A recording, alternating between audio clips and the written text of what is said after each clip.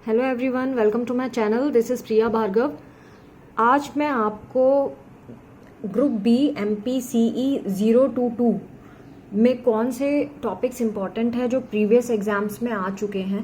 Previous exam का मेरे accordingly मतलब ये है कि जब से साइकोलॉजी इग्नू में आया है तब से क्वेश्चन पेपर्स जो आए हैं, और दिसंबर 2019 मतलब जो पहले एग्ज़ाम हुए हैं तब तक जितने भी क्वेश्चंस आए हैं उन सबको मैंने इन बुक्स में मार्क किया हुआ है, सो दैट आपको इजीली आप वो टॉपिक पढ़ के जा सकते हैं। ज़्यादातर question previous exam question paper में से ही आते हैं, बट 100% क्वेश्चन पेपर हम नहीं कह सकते कि पूरा का पूरा प्रीवियस क्वेश्चन टॉपिक से आएगा, बट हाँ 80 to 90% वहीं से आता है। सो बिफोर आई स्टार्ट मैं आपसे रिक्वेस्ट करूँगी कि आप मुझे सब्सक्राइब करें मेरे चैनल को। आप मुझे फॉलो भी कर सकते हैं इंस्टाग्राम, ट्विटर और फेसबुक पे।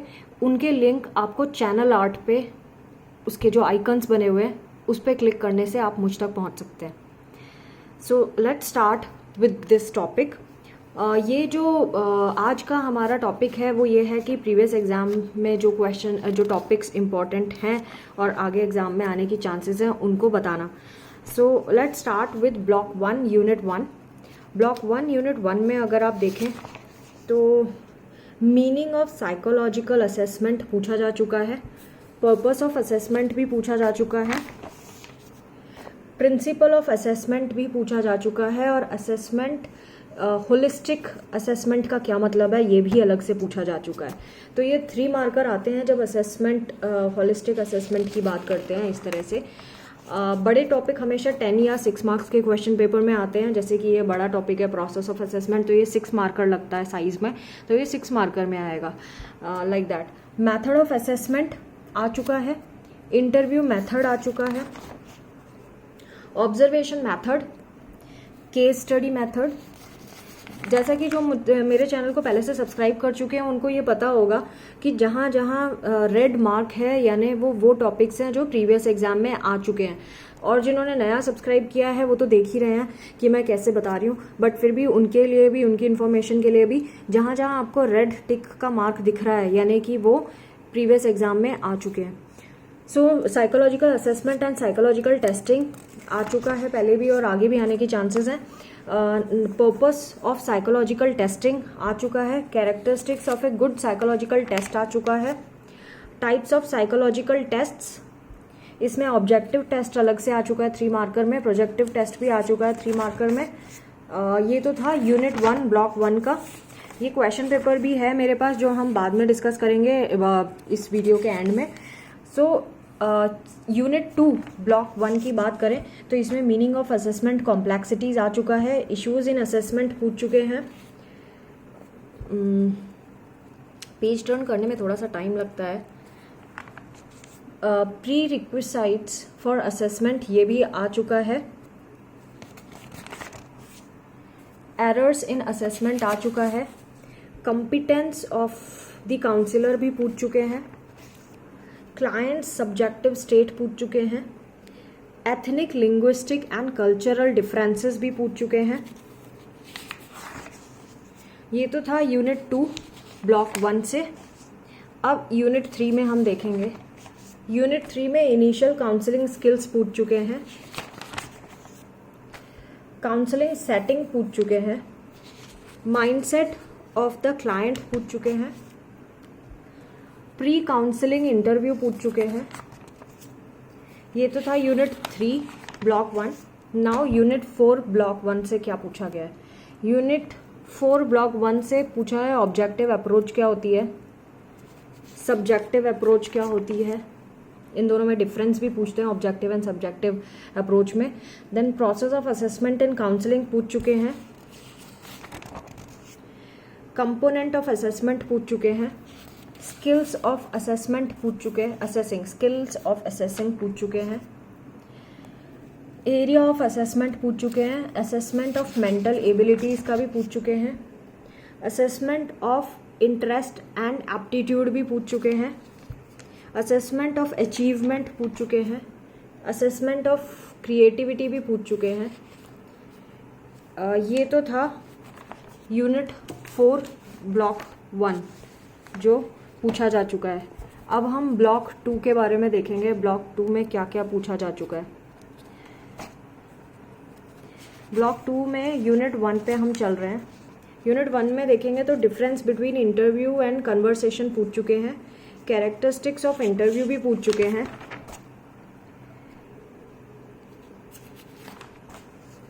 Types of interview, structured interview पूछ चुके हैं, अनस्ट्रक्चर्ड इंटरव्यू पूछ चुके हैं। ये वाइवा में भी आता है, जब आप प्रैक्टिकल का वाइवा करेंगे तो इंटरव्यू, क्योंकि इंटरव्यू करके हमारा एक टॉपिक ही होता है प्रैक्टिकल का, तो इसमें ये पूछते हैं। मुझसे यही पूछा गया था, स्ट्रक्चर्ड एंड अनस्ट्रक्चर्ड इंटरव्यू में डिफरेंस बताइए, तो इसकी चांसेस हैं कि ये पूछा जा सकता है।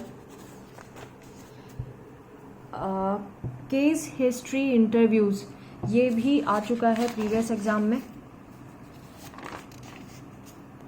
मेंटल स्टेटस एग्जामिनेशन, जिसे MSE भी कहते हैं, ये भी पूछ चुके हैं पहले। ज़्यादातर टॉपिक्स वही रिपीट होते हैं, तो अगर आपके पास टाइम कम है तो आप इनको ज़रूर रिवाइज करके जाइए। ये तो था यूनिट 1 ब्लॉक 2 से। अब यूनिट 2 ब्लॉक 2 से क्या है पूछा गया था। फ्रूडियन साइकोडायनामिक थ्योरी पूछी जा चुकी है। नॉन फ्रूडियन साइकोडायनामिक थ्योरीज पूछी जा चुकी हैं। कार्ल जंग के बारे में पूछा जा चुका है। एल्फ्रेड एडलर के बारे में पूछा जा चुका है, बेसिक कंसेप्ट्स पूछे जा चुके हैं इनके। प्रोसेस ऑफ काउंसलिंग भी पूछी जा चुकी है। प्रोसेस ऑफ काउंसलिंग उसी में ही था, एल्फ्रेड वाले में। उसके बाद एरन बैक के बारे में पूछा जा चुका है। एल्बर्ट एलिस के बारे में पूछा जा चुका है। ये तो था यूनिट 2 ब्लॉक 2। अब यूनिट 3 ब्लॉक 2 में क्या पूछा गया है। बेसिक कंसेप्ट्स पूछे हैं, किसके बारे में, हाइपोथेसिस, ये सब पूछे गए हैं। और self concept and ideal self के बारे में पूछा जा चुका है। इसी के ऊपर सेल्फ एक्चुअलाइजेशन टेंडेंसी पूछी जा चुकी है।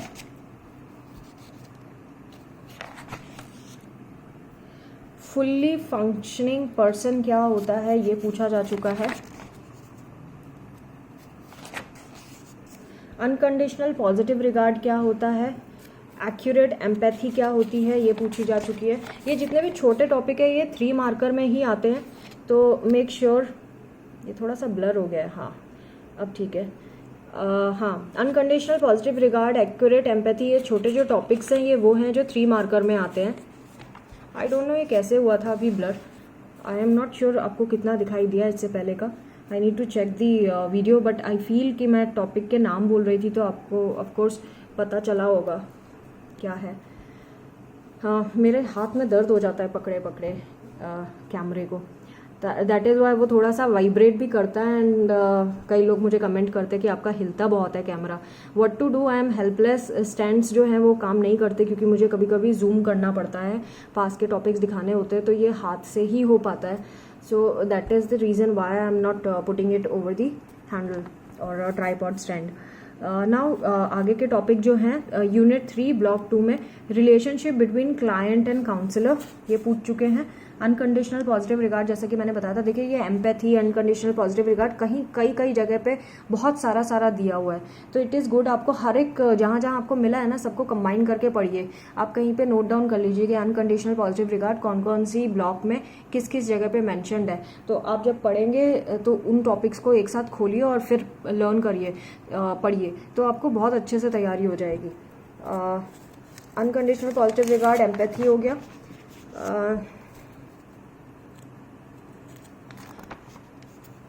ये तो था यूनिट 3 ब्लॉक 2 से। अब यूनिट 4 ब्लॉक 2 से क्या क्या आ चुका है। बेसिक कंसेप्ट्स आ चुके हैं, स्टोरी टेलिंग के बारे में बात कर रहे हैं। ये आ चुका है बेसिक कंसेप्ट इसका। ये थी यूनिट 4 का, मैं नाम बता देती हूँ आपको। यूनिट 4 था narrative approach to assessment and counselling, तो इसके बेसिक कंसेप्ट जो होते हैं वो बेसिक कंसेप्ट में तीनों चीज़ें आ जाएंगी, listening to the story, the key beliefs and fundamentals of narrative therapy, ये सारी चीज़ें इसी टॉपिक के अंदर आती हैं। तो ये 10 मार्कर क्वेश्चन आएगा अगर बेसिक कंसेप्ट पूछते हैं तो आपको ये सारी चीज़ें लिख के आनी पड़ेंगी, लिसनिंग टू स्टोरीज एंड ये सब। की बिलीव्स अलग से भी पूछते हैं 6 मार्कर में,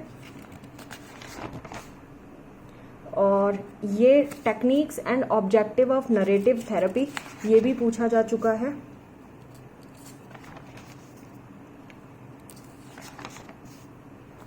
बाकी मुझे इसमें कुछ भी नहीं दिख रहा जो पहले आ चुका है अभी तक।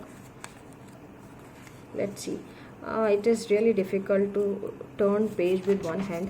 Now techniques of narrative counselling ज़रूर आ चुका है, ये मेरे में भी आया था। एक्सप्लोरेशन एंड डिस्ट्रक्शन अलग से आ चुका है, डीकंस्ट्रक्शन है शायद, exploration and deconstruction, exploration and deconstruction ये पहले भी आ चुका है। That is all from block 2 जो आ चुका है। अब हम जाएंगे ब्लॉक 3 में, block 3 unit 1।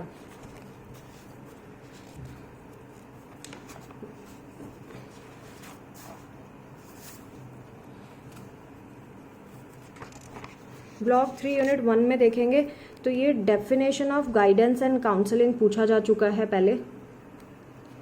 Difference between guidance and counselling भी पूछा जा चुका है। काउंसलिंग सेटिंग पूछी जा चुकी है।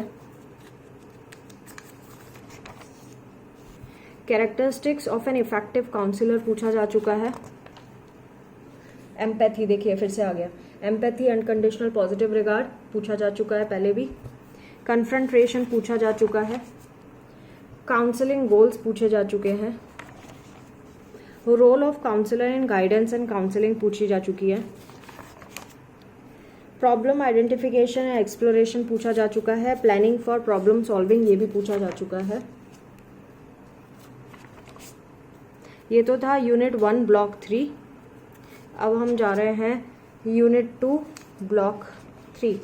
यूनिट 2 ब्लॉक 3 में हमसे पूछा गया है techniques of psychodynamic approach. Psychodynamic approach की टेक्निक्स पूछी जा चुकी हैं, जिसमें फ्री एसोसिएशन वगैरह आता है। फ्री एसोसिएशन अलग से भी पूछा जा चुका है 3 मार्कर में। ड्रीम एनालिसिस पूछा जा चुका है। एनालिसिस ऑफ ट्रांसफरेंस पूछा जा चुका है। इंटरप्रिटेशन भी पूछा जा चुका है। बिहेवियरल काउंसलिंग पूछी जा चुकी है। रैशनल इमोटिव थेरेपी भी पूछी जा चुकी है। Techniques of RET, rational emotive therapy को ही आरईटी कहते हैं, तो टेक्निक्स इसकी पूछी जा चुकी है। This is very tiring to hold camera. Individual counselling process पूछा जा चुका है। ग्रुप काउंसलिंग प्रोसेस भी पूछा जा चुका है।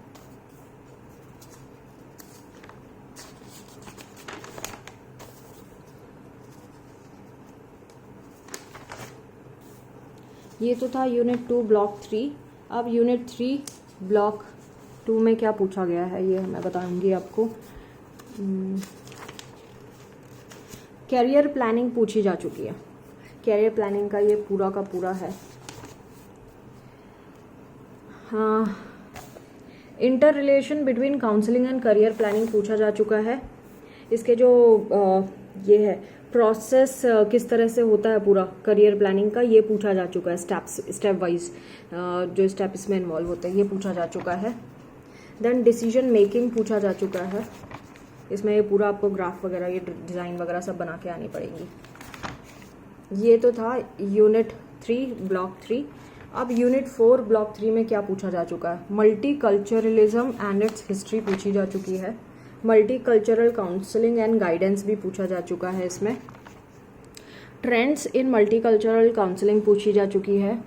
रोल ऑफ काउंसलर पूछा जा चुका है इसमें।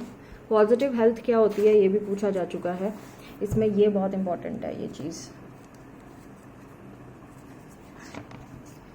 Preventing mental ill health and promoting positive health ये भी पूछा जा चुका है। Ways to reduce risk and promote health ये भी पूछा जा चुका है। यूथ डेवलपमेंट एंड कम्युनिटी ये भी पूछा जा चुका है। तो फ्रेंड्स ये तो था ब्लॉक 3 यूनिट 4 का जो मैंने बताया।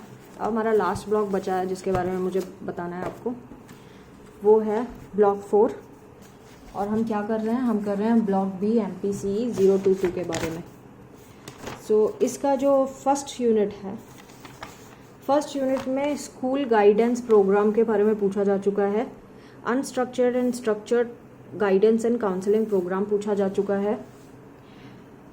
ये इनमें डिफरेंस क्या है ये पूछा जा चुका है। स्ट्रक्चर्ड एंड अनस्ट्रक्चर्ड प्रोग्राम के बीच में क्या डिफरेंस होता है। Need for guidance and counselling programme ये पूछा जा चुका है। Role of guidance and counselling functionaries ये भी पूछा जा चुका है। Various guidance services in school guidance and counselling programme ये भी पूछा जा चुका है। Developing a guidance and counselling programme in school ये पूछा जा चुका है। तो इसमें ऐसा क्वेश्चन आता है, developing and planning for guidance and counselling programme requirement क्या है उसकी, वो सब पूछा जा सकता है।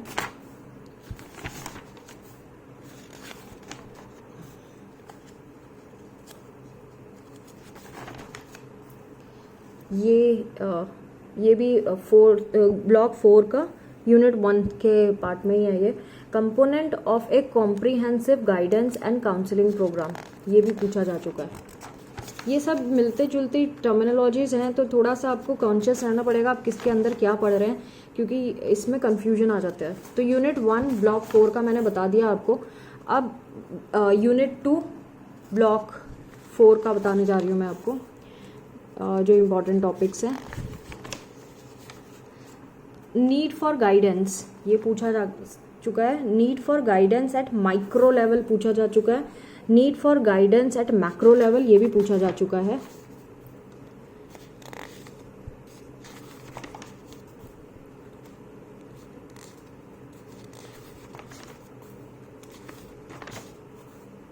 Purpose of guidance and counselling programme in educational institutions ये भी पूछा जा चुका है।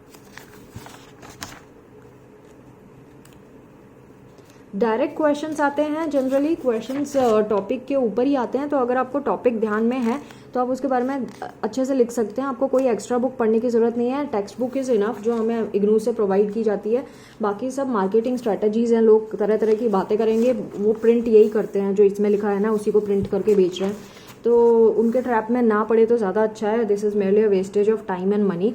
नाउ यूनिट 3 की बात करूँ तो ये ऑर्गेनाइजिंग एंड इवेल्युएशन वाला जो यूनिट 3 है वो गाइडेंस एंड काउंसलिंग प्रोग्राम में, इसमें हमें जो इम्पोर्टेंट टॉपिक है वो है developmental task at different stages of education ये पूछा जा चुका है। ये देखिए guidance at different stages of education, ये टेबल है पूरी इसकी। इसी को अगर आप टेबल लर्न कर लेंगे तो इसको एक्सप्लेन कर सकते हैं, बस टेबल समझने की ज़रूरत है आपको। उसके बाद organising guidance and counselling programme at elementary stage ये पूछा जा चुका है। Objectives and activities for elementary stage ये पूछा जा चुका है।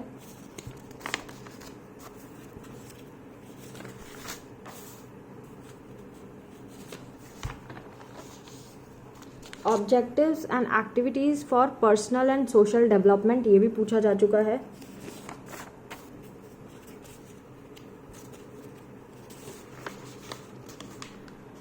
Organising guidance and counselling programme at secondary stage ये भी पूछा जा चुका है।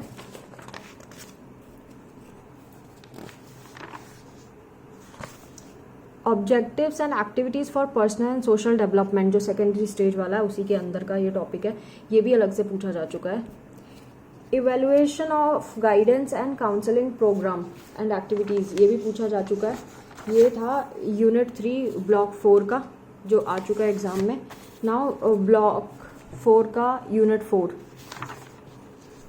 पर्पस ऑफ इवेल्युएशन पूछा जा चुका है।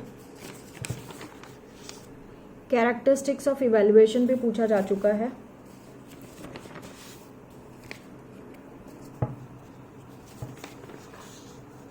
बेसिक स्टेप्स ऑफ इवेल्युएशन पूछा जा चुका है। मॉडल्स ऑफ इवेल्युएशन भी पूछा जा चुका है। अकाउंटेबिलिटी ब्रिज मॉडल भी पूछा जा चुका है, ये बहुत इंपॉर्टेंट है। Approaches to evaluation of guidance and counselling programme ये भी पूछा जा चुका है। मेथड्स ऑफ इवेल्युएशन पूछा जा चुका है। केस स्टडी मेथड भी पूछा जा चुका है।